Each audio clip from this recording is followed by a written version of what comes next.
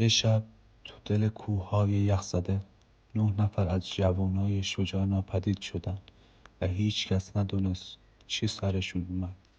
اما وقتی جسدشون پیدا شد چیزی دیدن که حتی وحشتناکترین کابوسا هم نمیتونن به اون شب نزدیک بشن. من در انتهای این ویدیو با توجه به شواهدی که وجود داشت یک سوالی از هوش مصنوعی پرسیدم و گفتم نظر خودت راجع به این پرونده چیه و جواب اونم جالب بود. در آخر این ویدیو براتون میگم و دوست دارم نظر شما هم راجع به این قضیه رو بدونم و کامنت کنید. قبل از اینکه بریم سراغ اصل ویدیو خیلی خوشحال میشم که کانال تازه تشکیل شده ای ما رو سابسکرایب کنید و اگه خوشتون اومد از این ویدیو دکمه لایک رو بزنید.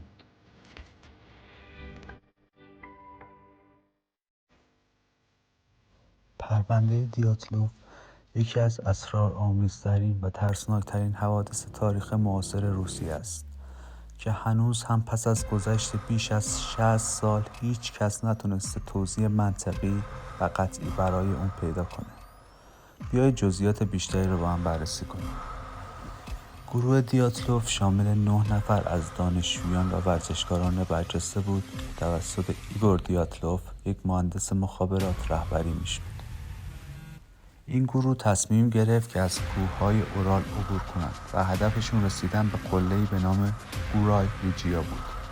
اما این سفر به فاجعه‌ای تبدیل شد که هنوز توضیح منطقی براش وجود نداره. گروه دیاتلوف در تاریخ 25 ژانویه 1959 به کوههای اورال راهی شد. اونا قصد داشتن در مدت 16 روز به مقصد خود برسن و به همین دلیل تجهیزات کامل کوهنوردی و اسکی را به همراه داشتند.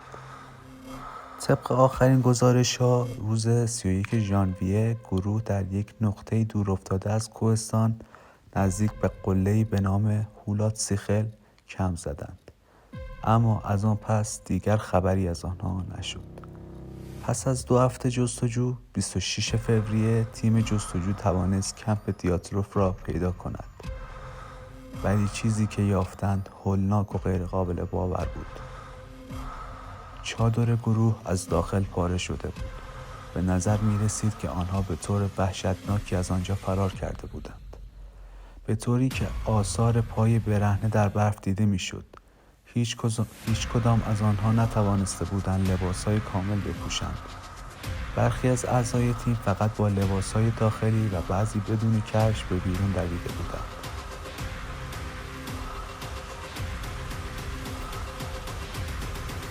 اجساد اولی گروه پیدا شده نشان میداد که اونا دچار ضربات غیرعادی شدند.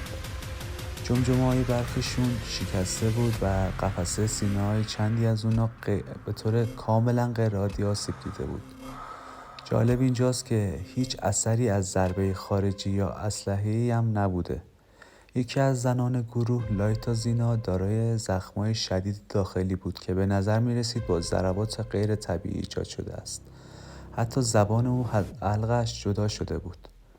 مهمترین نکته این است که هیچ کدام از افراد آسیب دیده به هیچ سلاحی یا اثرات بیرونی مشکوک نشده بودند. برخی از اجساد حتی نشان می‌دهند که در برابر حمله‌های خطرناکی حتی مقاومت هم نکرده، بلکه به طور وحشتناکی از درس فرار کردند. یعنی اصلا اونا هیچ مقاومتی در برابر اون عوامل خارجی که باعث این اتفاق شدن نکردن، فقط در حال فکر فرار بودند. چند تا تئوری وجود داره که مطرح شدن و ما اینا را بررسی میکنیم. اولیش حمله به وسیله انسان است. برخی معتقدند که این گروه مورد حمله یک قبیله بومی منطقه قرار گرفتند که به نظرم یک تئوری بیجاییه، چون اگه توسط یک انسان‌هایی مورد حمله قرار گرفته بودند قطعاً شواهدی وجود داشت که پلیس بفهمه اونا توسط انسان به این روز افتادن. دومیش تجربه‌های آزمایشی نظامیه. یکی از تئوری‌های پرطرفدار این است که آزمایشات نظامی مانند آزمایش‌های سلاح‌های جدید باعث این حادثه شدند. سومیش حمله حیوانات یا موجودات فضاییه.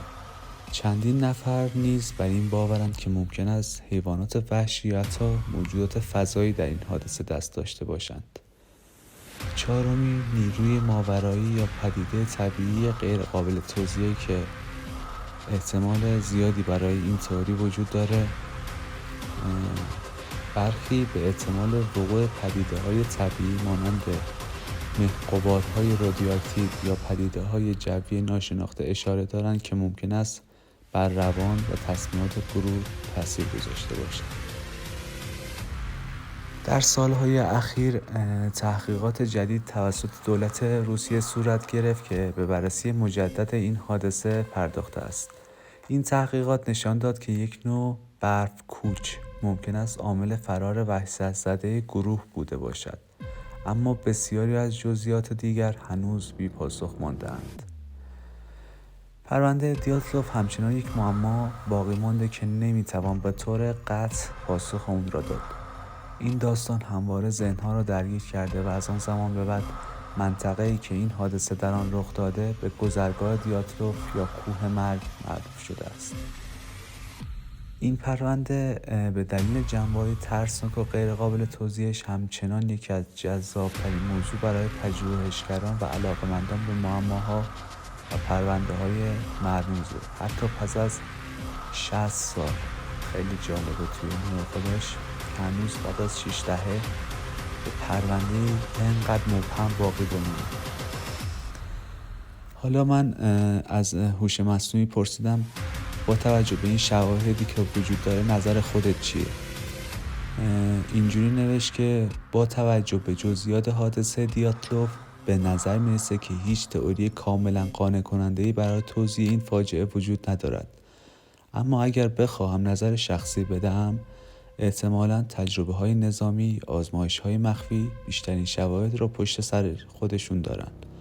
آسیب‌های غیر طبیعی به بدن‌ها و وضعیت وحشت‌زده اعضای گروه نشان میده که ممکنه چیزی فراتر از یک حادثه معمولی باعث این اتفاق شده باشه.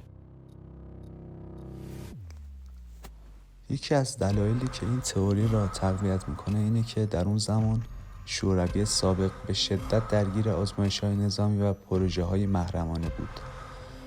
ممکنه گروه دیاتلوف به طور تصادفی به یکی از این آزمایش‌ها برخورد کرده باشند یا حتی در اثر آزمایشات شیمیایی و سلاح‌های جدید آسیب دیده باشند.